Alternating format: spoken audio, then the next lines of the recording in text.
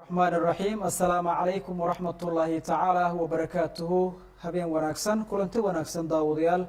ku soo dhawaada barnaamijka samawade oo xiliyadan oo kala aad ka dhageysataan aadna ka daawataan telefishinka qaranka Soomaaliya waa habeenimo khamiis ah jimcana ay soo galeedo taariikhduna waxa ay ku beegan tahay 21ka bisha 3 sanada 2019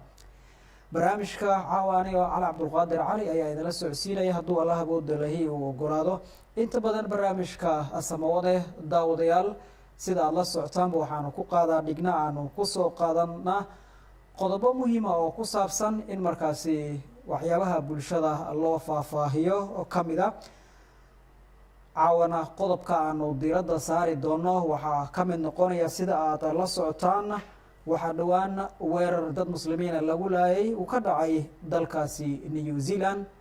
qodob kamid ah ayaanu ku eegi doonaa hadduu Allah awood sare leh uu ogolaado barnaamijkan caawa waxaa marti inoogu ah Sheekh Isaaq Xuseen Mursal oo markaasi wax badan kala socda xaaladda maleeshiyaadka kooxda al-shabaab iyo dhagarahooda wuxuuna ka mid yahay culimada diinka Soomaaliyeed iyo waliba dadka aqoonta iyo khibradda u leh dhaqdhaqaaqa al-shabaab sida aad la socotaan dhawaan afayeenka al-shabaab Shaali Maxamuud Raagi Cala Dheere waxa uu ka tacsiyeeyay dadkii ku dhintay weerarkii ka dhacay masjid ku yaala magaalo lagu magacaabo Christchurch ee dalkaasi New Zealand ku taala haddaba tallaabada oo ku dhaqaaqay waxaa durba si kulul u cambaaray kan hadlay culimada diin Soomaaliyeed oo ka falceliyay arintaasi haddaba waxaad ku maqli doontaan hadduu Allah awood sare leh ogolaado Sheekh Shibli oo kamid ah culimada diinka Soomaaliyeed oo isagu ka falcelinaya hadal ka soo yeeray horjooge Cala Dheere oo isagu sheegay inay ka tacsiinayaan dadkii lagu laayay dalkaasi New Zealand xilli ay jiraan dhibaatooyin loo geysto shacabka Soomaaliyeed oo ku dhaqan gudaha dalka Soomaaliya inta aanu u gudbin Sheekh Shibli waxaan ku soo dhaweynayaa stuudiyaha Sheekh Isaaq Xuseen Mursal Sheekh Isaaq ku soo dhawow waad maqlaysay waad nala socotay mowduucan ka hadlayna oo ah hadalka ka soo yeeray horjooge Cala Dheere oo isagu leeyahay waxaanu markaasi ka tacsiinay dadkii lagu laayay magaalada Christchurch masjidkii ku yilay ee dalka New Zealand xilli la ogyahay dhibaatooyinka ay u geystaan ummadda Soomaaliyeed bal wax badan ayaad kala socotaa dhaqdhaqaaqooda iyo ficiladooda guracan kusoo dhawow barnaamijka بسم الله الرحمن الرحيم الحمد لله رب العالمين ثم الصلاة والسلام على أشرف الأنبياء والمرسلين سيدنا محمد وعلى آله وصحبه وسلم أجمعين وبعد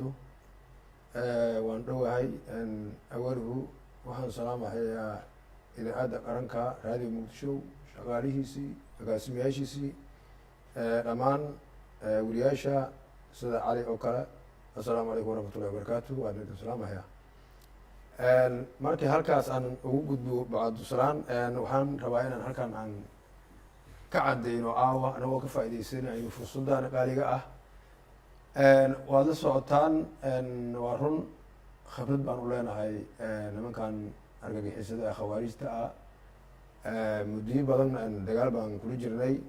weliba aniga waxaan kamid ahaa dadkii la dagaalamahayay dhowr sano kula jabhadaynayay maaragtay gobolladan koonfur Soomaaliya waxay yihiin aad baan u naqaanaa nimanka ayaga ah horta in la isweydiiyo shacbiga Soomaaliyeed iyo guud ahaan muslimiinta waxay ay yihiin nimankan horta in la ogaado ayaa marka hore rabaa marka hore sidaas la rabaa nimankan diin shughul kuma laha waxaa la yidhahdaa hadamu diin biismi diin diin magaca la sheeganayo diin lagu duminaya la yihahdaa waxaa bay yidhahdaa diin ah shughul ay ku leeyihiin ma jirto marka sidaasaan rabaa inaan shacbiga Soomaaliyeed aw meel kastoo jooga dhegeysana inaan u sheego waa tahay Sheekh Isxaaq adoo hadalka sii wata bal aanu haatan daawadayaasha telefishinka qaranka Soomaaliya iyo guud ahaanba qaybaha kale warbaahinta qaranka Soomaaliya nagala socda aan u soo gudbino falcelintii ay ka muujiyeen hadalka horjooga Cala Dheere uu ka soo yeeray culimada diinka Soomaaliyeed Sheekh Shibli ayaa kamid ah culimada diinka arintaasi durbaba ka hadlay oo uu ka falceliyey bal aan u gudbino dadka nagu xiran falcelinta culimada. fariinta labaad ee siriyadaha in la xasuusiyo oo wax laga yidhaahdo way u baahan tahay. waxaa arkay dadkii ka tacsiyeynayay waxaa ka mid ahaa afhayaanka ururka shabaab cali dheere oo dadkii inay ka xun yihiin iyo tacsiye dilayay. runtii waa la yaabo waa isweydiiyeyo waxaan hadday dadku muslim yihiin iyagaaba muslimkii na ka dhigaya soomaalida ahaaye maxay dhahay tacsiday dirayaan. shacabkii masaakiinta ahaa makal mukarama u dambeysay soo dhowr iyo 30 maanay ku dilin inta dhaawaca marka laga soo tago. shaamow soo 100 kuma dhimanin. tiyaatarka dad kontomeeye ku dhow soo kuma dhimanin. dadkan soomaalida muslim ma aha miya ee jirkoodu gubanayo ee guryaha lagu duminayo oo hantidoodii la baabi'inayo dad la laayay iyo inta dhaawaca haddii la muslimiinta halkaa 50 baa kaga dhimatay sanadkan intuu bilowday ama sanadkan iyo sanadkii hore 100 bay iyagu muslimkii soomaalida ka dileen. kuwan muslim dhiig le ma aha miya kuwan muslimka loo barooranaye in la ilaaliyo dhiigoodu yahay ka mid maaha miya mise ka New Zealand ee fogna waa loo tacsiyeyn ka daris kale ee soomaalida ana waa la baabi'in. maxay u kala duwan tahay dadka muslimka ah haddaad magac soomaaliya muslim ku baabi'isiyo haddaad magac gaal ku baabi'iso soo dilkiiyo baabi'intii un maaha. haddii laga hadlayo masaajid yaa masaajid dadka ku leyn jira oo qarxin jiray weliba jumca shaqadilgacme yaa masaajid salaad casar jumca isagoo rukuucsan dilay. isla jumco dhaweyto boosaaso masaajid bartanka yaa ku dilay nin ugaas. dadka yaa masaajidka markuu gelaya ka baxaya laaya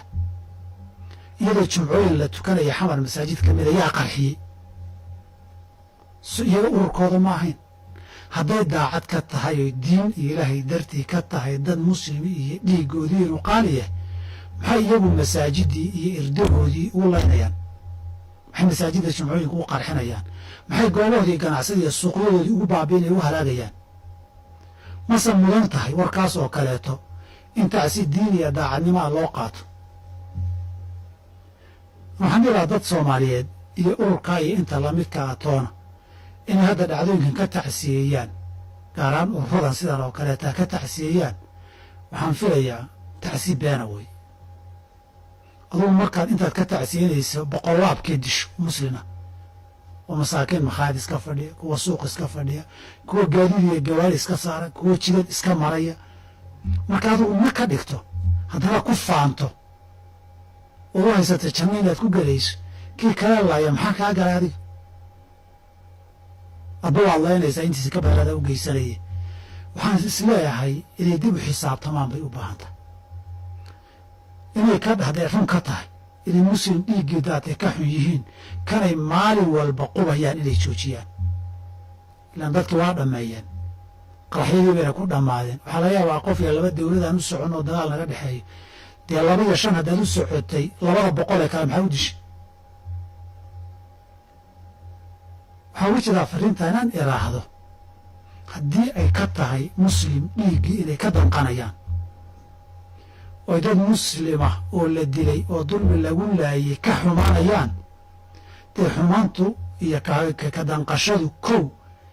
waxay ka bilaabataa intaadan cid kale uga gurmanin adiga dhibkaaga in laga nabad galo. almuslimu man salima almuslimuuna min lisaanihi wayadihi inay noqdaan bay u baahan yihiin.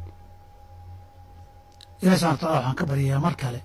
dadka muslimiinta ee meesha dulmiga loogu laayay inuu shahaada uga dhigo dadkooda inay sabri iyo iimaan ka siiyo iyadana ilaahi subxaanahu wa tacaala wax ka khayr roon ugu bedelo. intaasaan ku waya kelmadeyda. asalaamu calaykum waraxmat ullaahi wabarakaatu. waa tahay daawadayaal waxaanu ku guda jirnaa barnaamijkeenii Samaawade. waxaa markaasi aad daawateen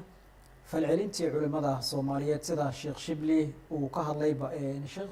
Sheekh Shibli waxyaabaha uu ka dhawaajiyey oo la xusi karo waxaa ka mid ah wuxuu leeyahay in al-shabaab ay ka tacsiyeen dad lagu laayay dalka New Zealand xilli la og yahay in dhibaatooyin ay ka geystaan dalka Soomaaliya. culimadu waxay leeyihiin bal muxuu yahay farqiga u dhexeeya dadka halkaa ku dhintay iyo kuwa iyagu ku dhowda ay gacantooda ku leynayaan oo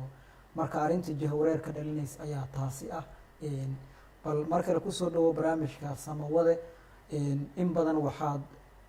la socotaa dhagarahooda iyo qof wax badan kala socda ayaa tahay waayo joogna soo aha maxaad is leedahay al-shabaab way higsanayaan bismillah horta ali waa maxsan tahay sidaan hore aan kugu sheegayba nimankan siday rabaan bay wax ay u isticmaalayaan waxaa yeelay marka aqoonta wax ku yar diinta aya ku yar maxaa yeelay ilaahay subxaanahu watacaala wuxuu leeyahay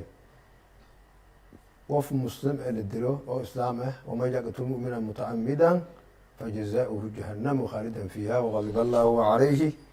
walacanahu wacadda lahu cadaaban cadiima in ay aglahooda uu yaryahay diin halkaas iska geyba aglahooda hataa saliimka ma dhagahayo in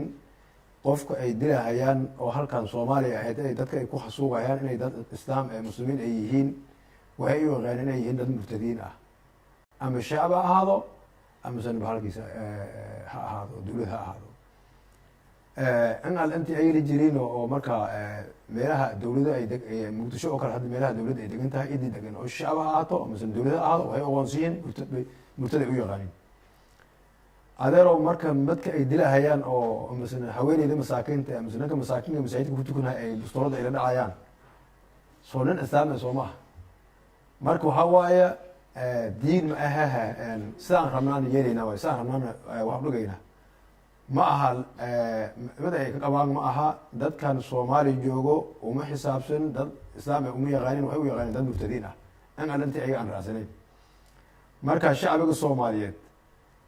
haddii laidin adeegsanahayo qof ku dhintay oo islaam lagu leeyahay new zealand dadkii lagu leeyahay oo masaajidka ku jiray oo muslimiinta ha cibaadeysanaya dadkii leeyahay waa lamid waa ayaga oo kale wey marka waxaa weeyaan waxaan u aragnaa arrin lagu jeesjeesahayo shacbiga soomaaliyeed saan doona idin yeelaynaa qofkaan raban waa u ta'siyeynayna waa saan rabna daan doonaa yeelaynaa waa marka sidaasaan u naqaanaa sidaas wey sheekh saan ku weydiiye su-aal mawduuca la xiriirtaaye marka la fiiriyo hadallada kasoo yeeray horjoogayaasha shabaab arrimaha noocaani oo kale ka mid ah saameyn intee la-eg ayaa ka dhalan karta oo iyagu qudhooda ay ku yeelan karta hadafkooda guracan ay damacsan yihiin marka hadalladan jahwareerka oo ay jeedinayaan oo bulshada ay doonayaan in markaas ay ku marin habaabiyaan saameyn intee la-eg ayay ku yeelan karta qudhooda saameyn bay ku yeelanaysaa waad ogtihiin ayaga guud ahaan marka hore shabaab ay ahaayeen waxay u kala baxeen dhowr fadh ay u kala baxeen hadda ayagaas haayo isleynahayo waad ogtihiin meel kasta dagaal isku haya khawaarijtana maarata dabcaddeedii dhaqankeeda sidaas inay marka dambe ay u kala baxdo firgan ay u kala baxaan ayagoo marka is aamineynin nin walba ninka kale ka shakiinahayo ayay kala baxayaan marka awalba ageedii diigmi jirin waxay ku kala baxayaan fakrad iyo maarata xukunka ayay ku kala baxayaan xukun jecel bay ku kala baxayaan marka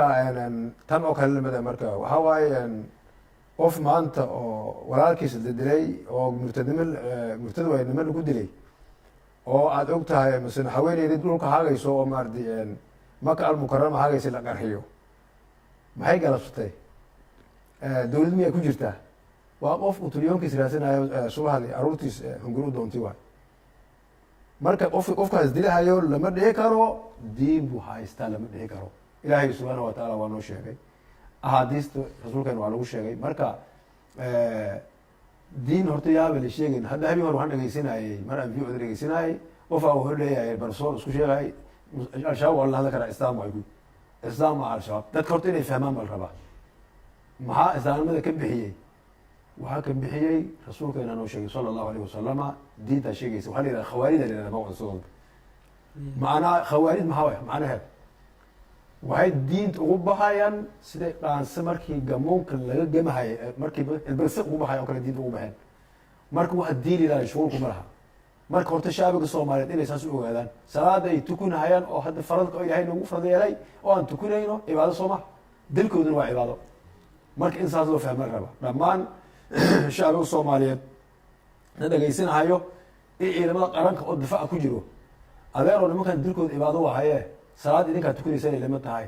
in aan isku horeyno ha loo diyaar garowaan laga aawo ka faa'idaysteen furdan insha allah waa gartay marka la fiiriyo dhibaatooyinka soo jireenka shabaab ay u maleegayaan bulshada maxaad is leedahay shacabka soomaaliyeed wadiiqooyinka ugu sahlan waa isaga dulqaadi karaan dhagaraha inta badan ay shabaab ay bulshada usoo maleegaan sida aanu la socno dilal qorshaysan ama qaraxyo iyo dhibaatooyin kala duwan iyo falal aan diinta islaamka raad ku lahayn ayay kula dhaqaaqaan ka sheekh saaq ahaan adagu maxaad is leedahay maanta shacabka soomaaliyeed oo ay la gudboon tahay inay si dhaba uga falceliyaan dhibaatooyinkani gaamuray oo soo jireenka oo kooxdan al-shabaab ay dadka kula dhaqaaqayaan adigu taa ayada way sahlan tahay waxa waaye qofkii shabaab dagaal la galay oo maardi lasoo dagaalamay ayaa garanahay nimankan dagaalkooda waxba ma aha shabaab sidiisiba cudud military fara badan oo meel joogta ma laha ciidanka ayaga meelaha weeraraha aad ujeedaan 2 bilooda la aruurinaya moota lagu aruurinaya galgaduud ha joogo raaska booni meel kasta ha joogo waxaa lagu keenay moota lagu aruuriyaa masalan haddii gobolka geda inay weerar rabaan hal bel bay aruurinayaan waa la soconaa marka wax sidaas ah oo saas ayaa maartay maanta inaan isku dulqaado weyno waa nasiib daro sabab la isku dulqaado karo waxay tahay ayadoo shacbiga Soomaaliyeed u hagar baxo dowladda federaalka Soomaaliya dalka ka jirto ciidamada garab la siiyo oo ciidamada loo soo sheego meesha ay ku jiraan loo sheego maxay yeelay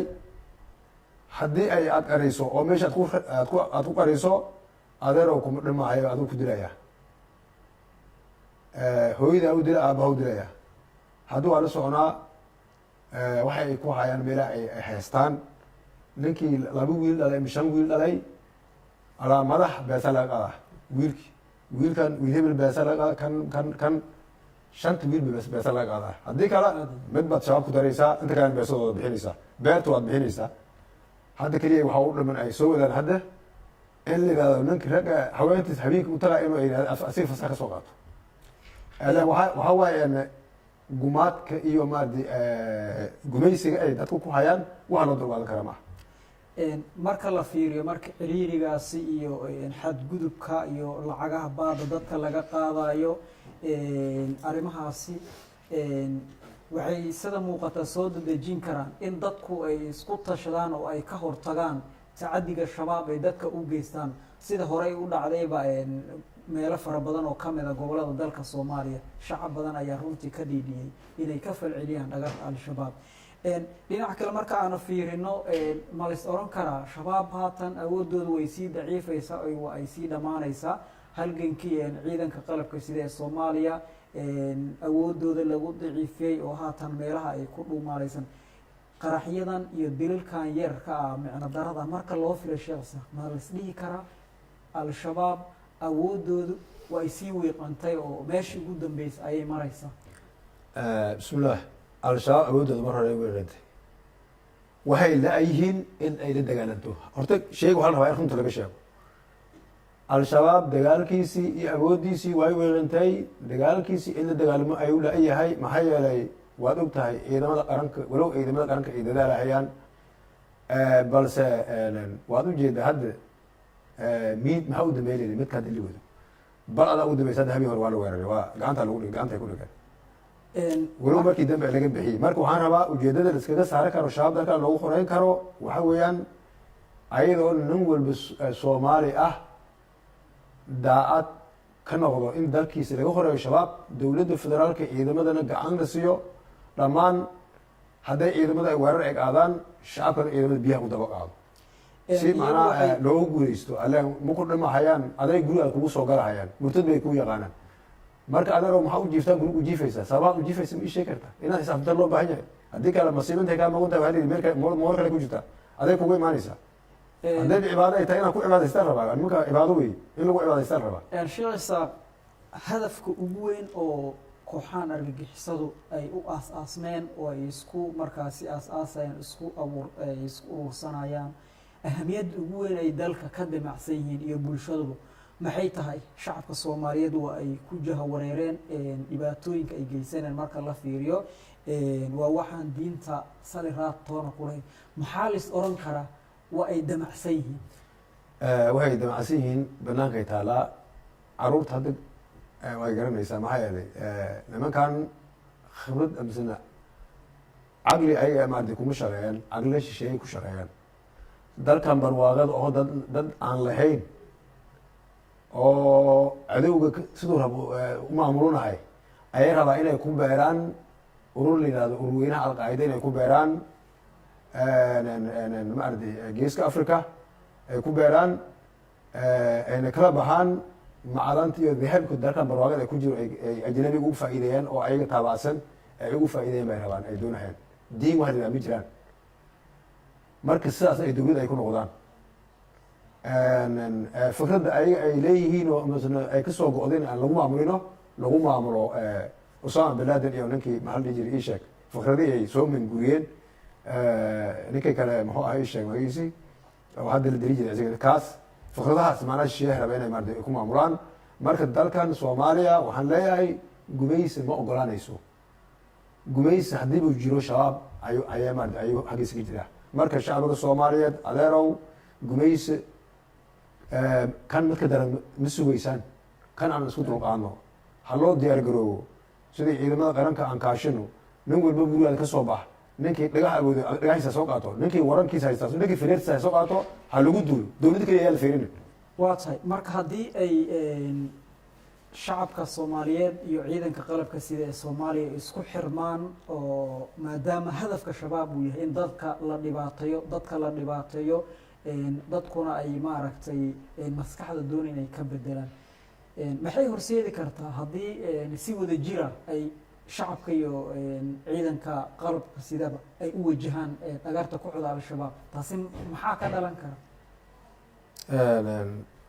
waxaa ka dhalan karaa macnaha xaggooda miya amisane xagga oo shacabka soomaaliyeed saameynta shabaab laftigooda uga imaan karto cududa military ciidanka dowladda lagu daray dadaalka